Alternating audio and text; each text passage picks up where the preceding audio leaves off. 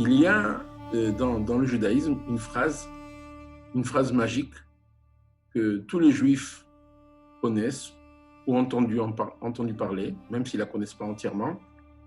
C'est le fameux Shema Israël. Shema Israël, Adonai Eloheinu, Adonai Echad. Il n'y a pas longtemps, j'ai entendu que le fameux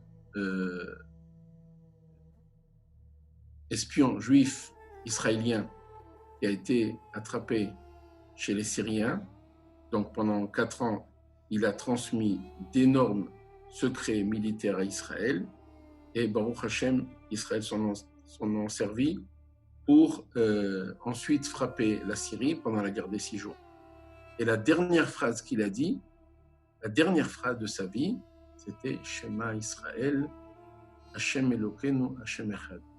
Il a donné sa vie pour le Ham Israël, pour l'État d'Israël, mais ce qu'il a dit en dernier, c'est une phrase qui en fait lie tout le peuple juif. Chaque juif, là où il est, il connaît cette phrase-là. Un autre événement, c'est pendant la seconde guerre du Liban, il y avait un jeune officier, Roy Klein, Hashem Yikon Damo, que le dernier jour de la guerre, les Mechablim, donc les terroristes, ont jeté une grenade dans l'endroit où il était avec ses soldats. Et donc, si la grenade explosait, c'était automatiquement, je ne sais pas combien de soldats en tout cas, il y avait quelques morts en plus. Qu'est-ce qu'il a fait? Il a crié Shema Israël, il s'est jeté sur la grenade afin que la grenade lui explose dans le ventre et sauve ses soldats.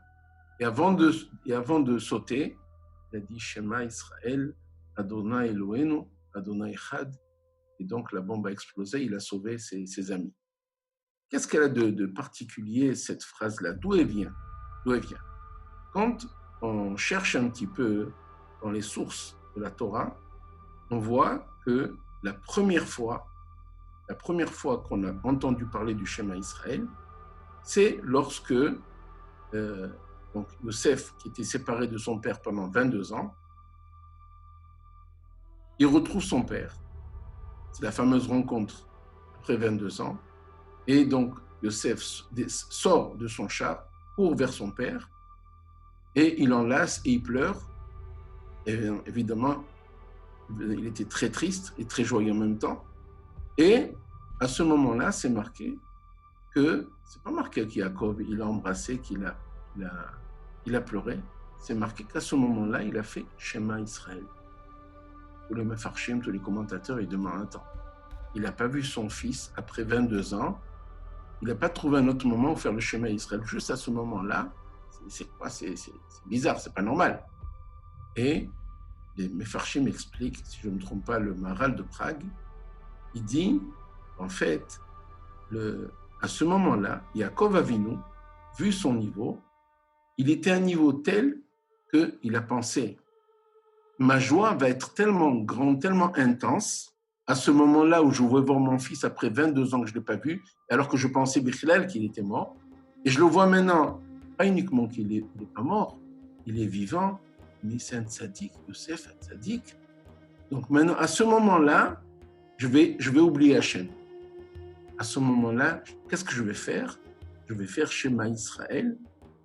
Cette seconde-là où je vais voir mon fils, je ne peux pas oublier Hachem. Je vais dire Shema Israël, qui est là. C'est une des explications.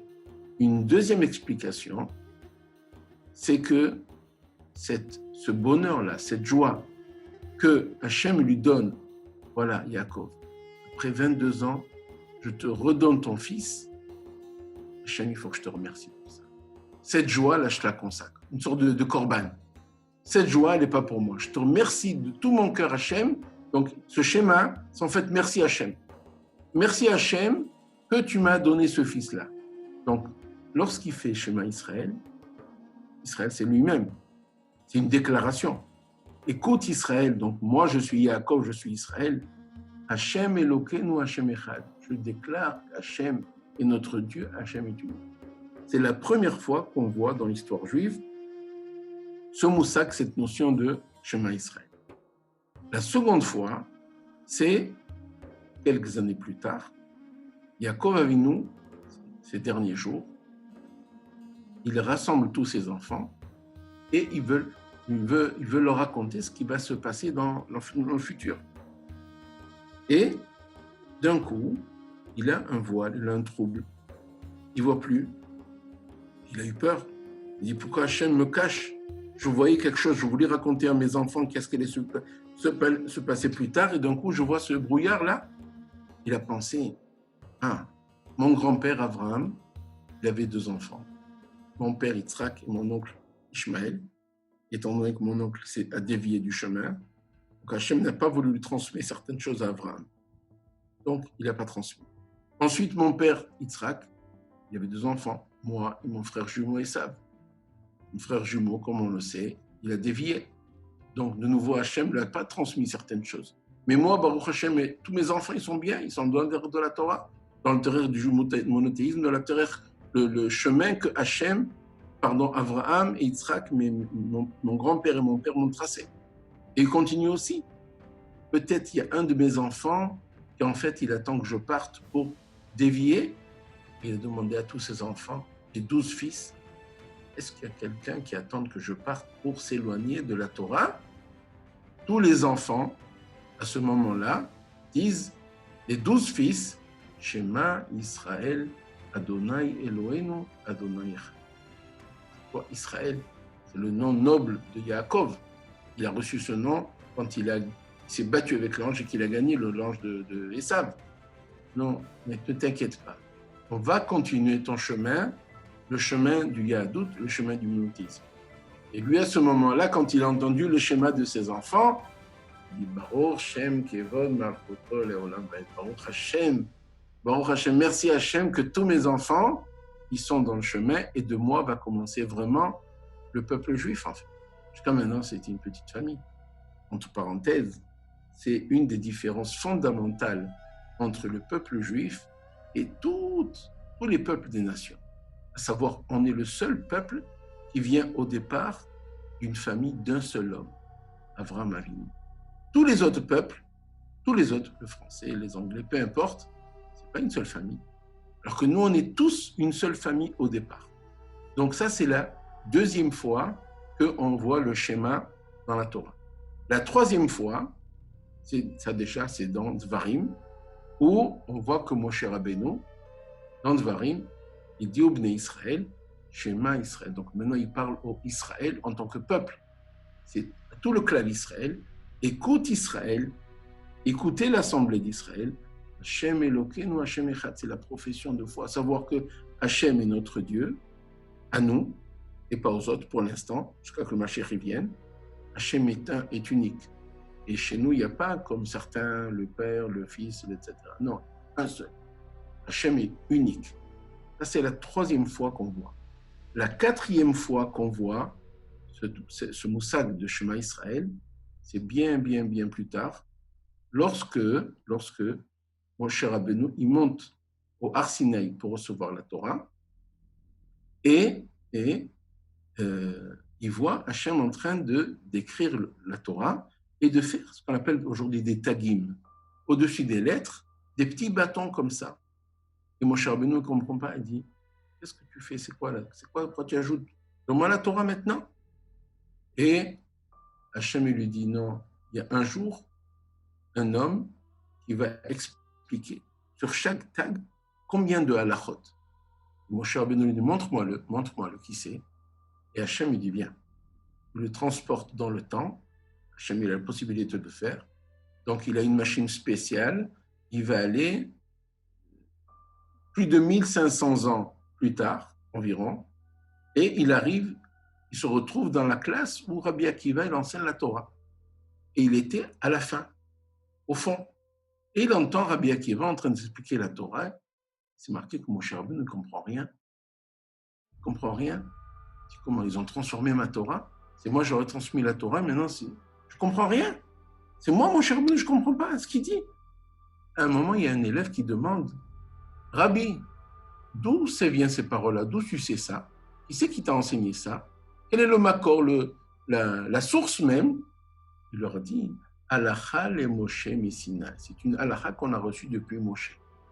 Ah donc, Moshe Rabbeinu à ce moment-là a dit bon, ils n'ont pas transformé. C'est des choses, effectivement, qu'il y a. Il faut comprendre ça. Ça me dépasse, mais en tout cas, c'est le chemin, c'est la Torah que j'ai transmise, elle arrive chez eux. Baruch Hashem. À ce moment-là, Moshe Rabbeinu, il dit à Hashem, il dit attends, tu as un homme comme ça, et tu me donnes la Torah à moi, c'est à lui qu'il faut leur donner la Torah. Regarde un petit peu cette Torah magnifique qu'ils ont fait. Comment ils l'ont développée. Hashem, il lui dit, stock, tais-toi. C'est comme ça que j'ai décidé. Bon, évidemment, Moshe Rabbeinu accepte. Bien, maintenant Moshe demande, Ribono Shel Olam, tu m'as montré sa Torah, montre-moi la fin de sa vie, son sahar à lui. De nouveau, on le transporte dans le temps et on voit comment Rabbi Akiva, les derniers jours de sa vie, comment il a été arrêté par les Romains parce qu'il enseignait la Torah en public. Donc, il s'est mis en danger de mort pour pouvoir enseigner la Torah. Oui.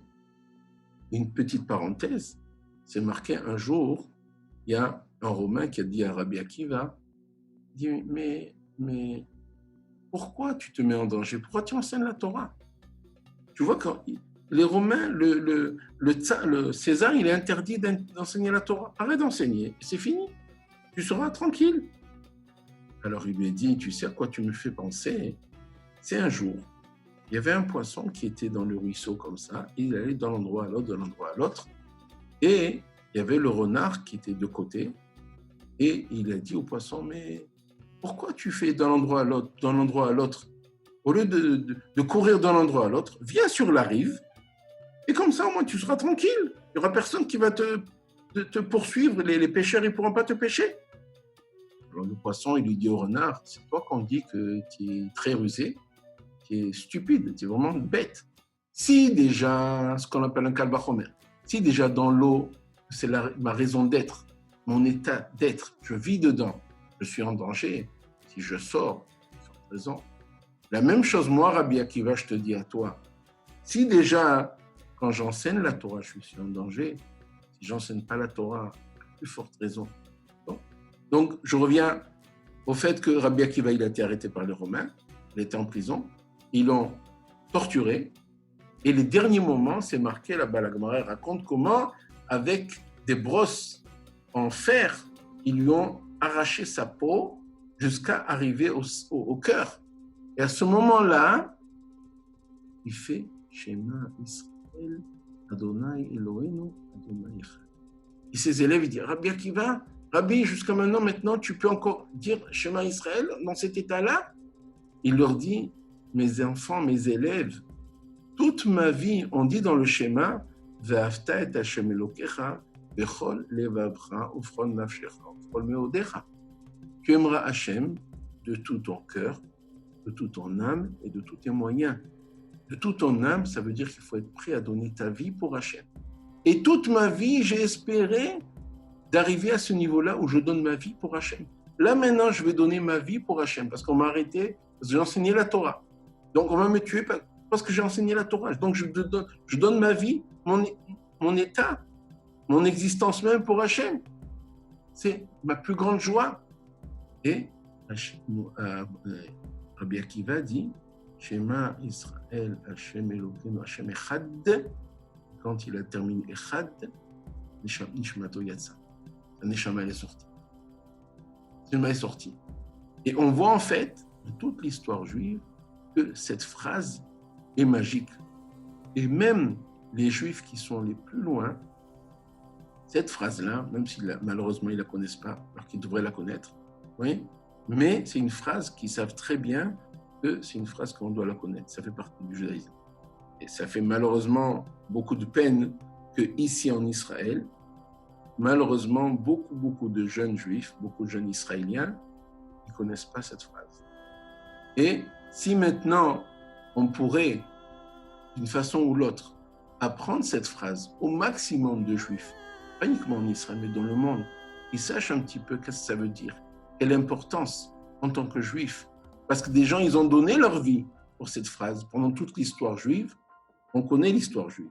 Depuis la sortie d'Égypte jusqu'à aujourd'hui, combien de Juifs ont donné leur vie pour ça, parce qu'ils savaient très bien que la Torah, le judaïsme, est une religion de vérité, de Emet. Comme on sait que le sceau d'Hachem, c'est Emet.